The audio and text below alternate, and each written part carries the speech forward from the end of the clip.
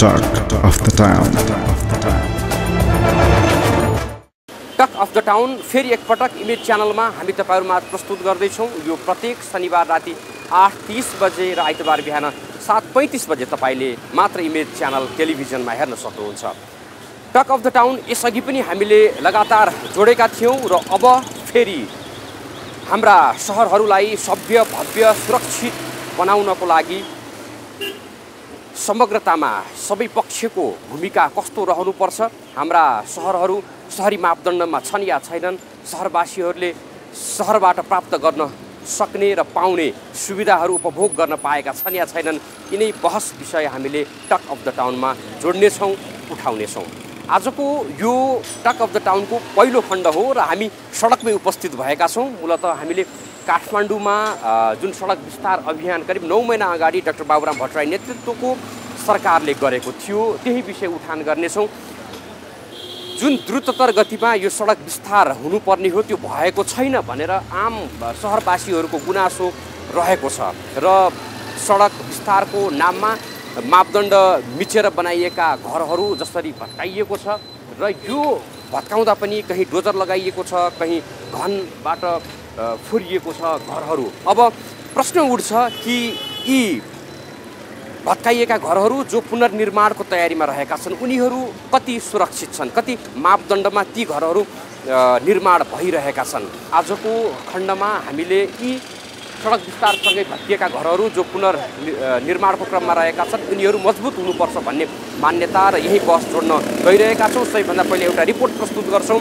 Talk of the Town.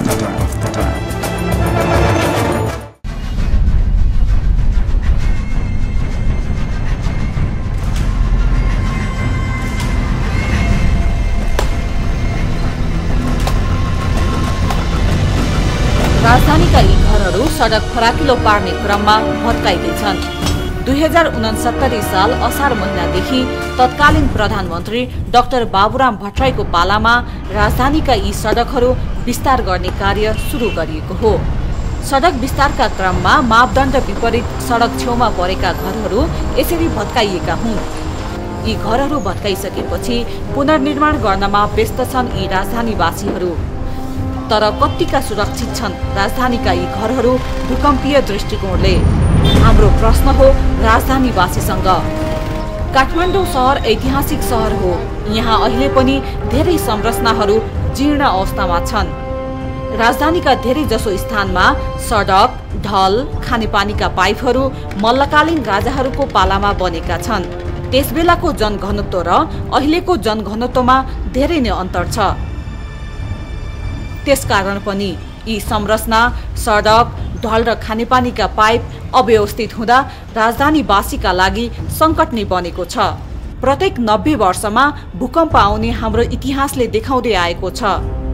यदि भूकम्प आयो भने यी संरचना भत्किँदा मान्छे मर्ने त छँदैछ, त्यसमा पनि यी संरचना भाँसिँदा अनिकाल्नै पर्ने झनै ठुलो समस्या देखिएको छ। राजधानीका स्थानीय बासिन्दा सडक विस्तारका क्रममा आफ्ना भत्किएका घरहरूलाई पुनर्निर्माण गर्दैछन्। तर उनीहरूले आफ्नो घर यसरी बनाउँदा कतिको जोखिम उठाउँदैछौँ भन्ने कुरा पनि थाहा छ। त्यो त पहिले जति डर त छैन। अब कम्ती 5 फिट जति त्यो के भन्छ तेर्सो यो बिम, अब तेर्सो बिम मात्रै छ, के अरे उ छैन, पिलर छैन। त्यसले गर्दा पहिले जस्तो डर छैन, कच्चै छ। राजधानीका स्थानीय बासिन्दा घर भत्काइसकेपछि पुनर्निर्माण गर्दा आफूले बनाउने तरिका भूकम्पीय दृष्टिकोणले सुरक्षित छैन भन्ने जानकार छन्। डकर्मीहरू भने राजधानीवासीका यी भत्केका संरचना बनाउनु भन्दा पनि काम पाएकोमा दङ्ग छन्। सिकेको छ हजुर, अलिअलि यसो गाउँतिर के सिक्नु भएको छ दाइ? यस्तो गाउँतिर इँटाको गाह्रो, तपाईँको ऊहरू लाइन्छ, ढुङ्गाको गाह्रो लाइन्छ हजुर। अब के गर्नु? त्यो गर्यो भने के हुन्छ दाइ? के गर्नु, पेट पाल्नु पर्यो, खानु पर्यो।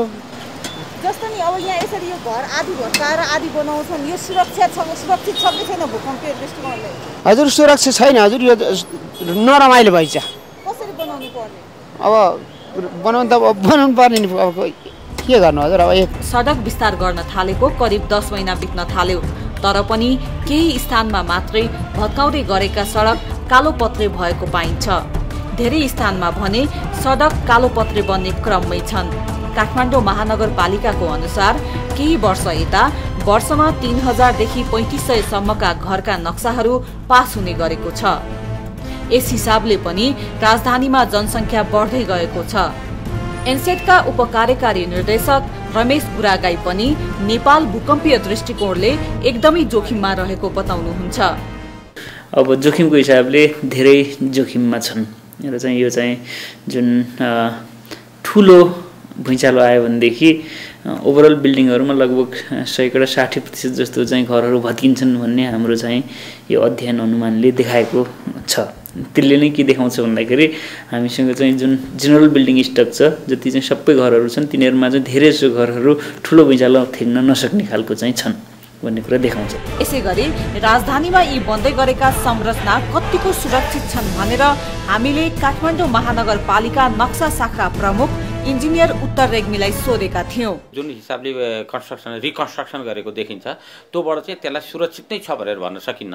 एउटा कारण चाहिँ के छ भने पुरानो र नयाँ स्ट्रक्चरको बीचमा त्यति तालमेल हुँदैन, किनभने सेटलमेन्टको प्रब्लम हुन्छ। त्यसले गर्दाखेरि नयाँ घर र पुरानो घर जोडेको ठाउँमा क्र्याकहरू आउन सक्ने हुन्छ। अर्को चाहिँ के कुरो हुन्छ भने पुरानो स्ट्रक्चर र नयाँ स्ट्रक्चर, पुरानो स्ट्रक्चर नै कति बलियो छ त्यही नै क्वेसन छ। नयाँ स्ट्रक्चर र पुरानो स्ट्रक्चरमा तालमेल मिलेन भने भोलिको दिनमा भुइँचालो आउँदाखेरि पुरानो बाँकी भएको स्ट्रक्चर भत्किन सक्ने अवस्था पनि रहन्छ। त्यसले गर्दाखेरि इन्डिभिजुअल इस्यु चाहिँ हेर्नुपर्ने हुन्छ। ठ्याक्कै सुरक्षित नै छ भनेर मैले यहाँ बसेर अहिलेको कन्स्ट्रक्सन हेर्दाखेरि छ भन्न सक्ने अवस्था चाहिँ छैन। सरकारले राजधानी लगायत विभिन्न क्षेत्रको सडक विस्तार कार्य त गर्यो, तर त्यस क्रममा सडक छेउछाउमा परेका घरहरू पनि भत्काइए। भत्काएपछि ती बचेका घरको भागमा यसरी यी घरहरू पुनर्निर्माण गरिँदैछन्। यसरी घरहरू पुनर्निर्माण गर्दा हामी भूकम्पीय दृष्टिकोणले कतिको सुरक्षित छौं? अहिले लोभमा लाभ गरेर घर पुनर्निर्माण गर्दा ध्यान दिएका छैनौं, तर आज बनाउँदै गरेका यी घरहरू पछि हाम्रै लागि मृत्युको घाट बन्ने त होइन? यो कुरामा सम्बन्धित निकाय र घरधनीले विचार पुर्याउनै पर्छ।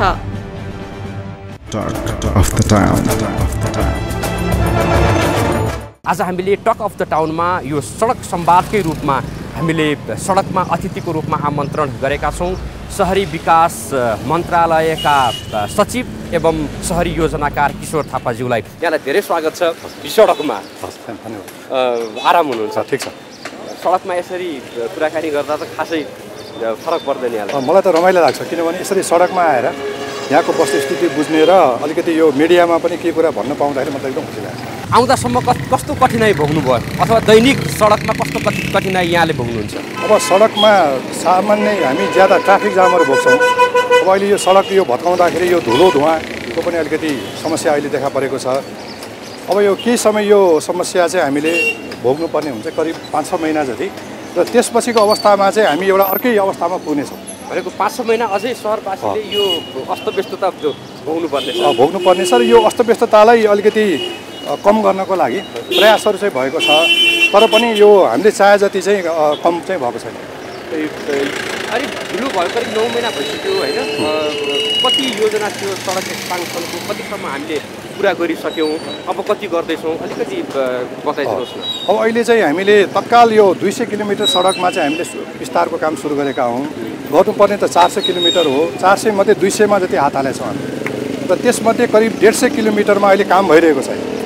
ढिलो भयो भनेर भन्ने आएको गुनासोलाई यहाँले कसरी सम्बोधन गर्नुहुन्छ? अब यसो छ, कुनै पनि काम गर्नलाई समय त लाग्छ नै है, र त्यो समय त हामीले निर्माणकर्तालाई पनि समय दिनु पर्यो, किनभने पहिलो कुरा भत्काउनु पर्यो, त्यसलाई फेरि बनाउनु पर्यो। बनाउने कुरामा नि बिजुली, टेलिफोन, पानी, घर यी सबै कुराहरूको व्यवस्थापन गरेर मात्रै माथि सडक चाहिँ बन्ने हुनाले यी सबै गर्नलाई चाहिँ हामीलाई केही समन्वयको पनि अलिकति समय गर्नुपर्ने, र प्रत्येक निकायहरू अलग अलग निकायले अलग अलग ठेक्कापट्टा गर्नुपर्ने, उनीहरूको आफ्नो काम गर्ने प्रक्रियागत झमेला पनि छ। किनभने यी सबै काम गर्दा त हामीले नेपाल सरकारको नीति नियमभित्र रहेर हामीले काम गर्नुपर्ने हुन्छ। यो नीति नियमभन्दा बाहिर हामी काम गर्न सक्दैनौँ। बजेटको अभाव छैन नि सडकमा? अहिले बजेटको अभाव छैन। बजेट अहिले पर्याप्त सरकारले बजेट छुट्याएको छ। अब हामीले त्यसलाई सदुपयोग गर्ने र काम चाहिँ अब सम्पन्न गर्दै जाने।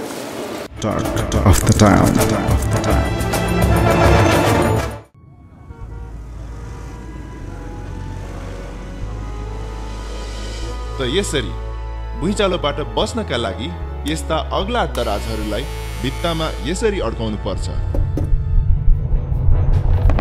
नआत्तिनु नानी हो,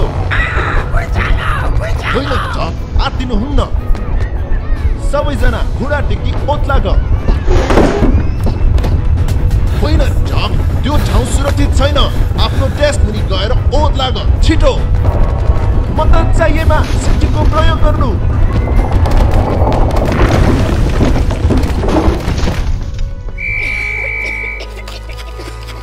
ल है त, 1 2 3। ठिक त छौ तिमीहरू? यो दराजलाई पनि भित्तामा राम्रोसँग अड्काउनु पर्थ्यो अनि मलाई गर्व छ तिमीहरूले मेरो निर्देशनको सही पालना गर्यो।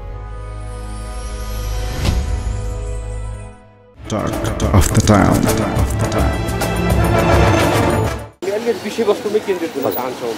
हामी सडक टक अफ द टाउनका सडक संवादमा छौँ दर्शकहरू, र हामी भइसकेदेखि पुरानो बानेश्वर जाने यो रोडमा छौँ र शहरी विकास मन्त्रालयका सचिवज्यूलाई पनि हामीले रोडमा नै उपस्थित गराएका छौँ। हामी पैदल यो कुराकानी गरिरहेका छौँ र अब चाहिँ जुन हामीले पृष्ठभूमिमा देखिरहेका घरहरू छन्, जस्तै यही घर पनि यो सडक स्थानान्तरणकै क्रममा भत्काइएको छ र भत्काउने क्रम पनि डोजर लाएर भत्काइयो, घनबाट भत्काइयो। अहिले भर्खर मात्र पनि हामीले हेरेका थियौँ। यो हामीले यसरी नै भत्काउनको लागि सुझाव दिएका थियौँ अथवा घरबेटीलाई पहिले जानकारी गरेका थियौँ। यसमा के भने हाम्रो नीति भनेको सकेसम्म चाहिँ घरधनीले आफैले बिस्तारै भत्काएको यो राम्रो हुन्छ। हामीले समय पनि दिन्छौँ, होइन? पहिले त चिनो लगाइन्छ, चिनो लगाएपछि त्यसपछि समय दिन्छ, माइकिङ गरिन्छ। त त्यति गर्दा गर्दै कहिलेकाहीँ के हुन्छ भने त्यो घर भत्केन भने चाहिँ हाम्रो काम त अगाडि बढाउनु पर्यो। त्यो अवस्थामा मात्रै हामीले डोजर लाउने भनेको पहिला उनीहरूलाई समय दियो, समयको पनि सदुपयोग गरेन, भनेको मात्रै गरेको। तर डोजर लाउँदाखेरि विचार गरेर के त हामीलाई पनि थाहा, हामी पनि इन्जिनियर भएको हुनाले सकेसम्म चाहिँ घरलाई कम क्षति हुने गरेर हामीले गर्छौँ। अब पुनर्निर्माण सकिसकेको घरलाई पुनर्निर्माण गर्नको लागि हामीले जनचेतनाको कार्यक्रमहरू, अवेरनेसको कार्यक्रमहरू हामीले सञ्चालन गऱ्यौँ कि गरेनौँ र यसमा कुनै आर्थिक प्राविधिक सहयोगहरू चाहिँ योजना हाम्रो रह्यो कि रहेन? अब हामीले सामान्यतया यस्तो चाहिँ पुनर्निर्माणमा हाम्रा कालीगढहरू, डकर्मीहरू, मिस्त्रीहरू उहाँहरू संलग्न हुनुहुन्छ र अहिले हामीले कतिपय ठाउँमा चाहिँ ती मिस्त्रीहरूलाई तालिम दिएका छौँ। भूकम्प प्रतिरोधी निर्माणको तालिम दिएका छौँ। त्यस्तो तालिम प्राप्तले पनि गरेका छन्। र अब काठमाडौँ शहरमा चाहिँ के छ भन्दाखेरि धेरै अनुभवी इन्जिनियरहरू, आर्किटेक्टहरू पनि यहाँ भएको हुनाले घरधनीहरूले उहाँको सहयोग लिएर यो काम पनि गरिराख्नु भएको छ। र यदि कुनै घरधनीलाई त्यस्तो किसिमको अरू सेवा चाहियो भने हामी नगरपालिकाहरूबाट र हाम्रो चाहिँ शहरी विकास तथा भवन निर्माण विभागबाट पनि त्यो दिन सक्छौँ। अहिले यो भत्काइसकेपछिको घरहरू जसरी पुनर्निर्माण भइरहेको छ नि,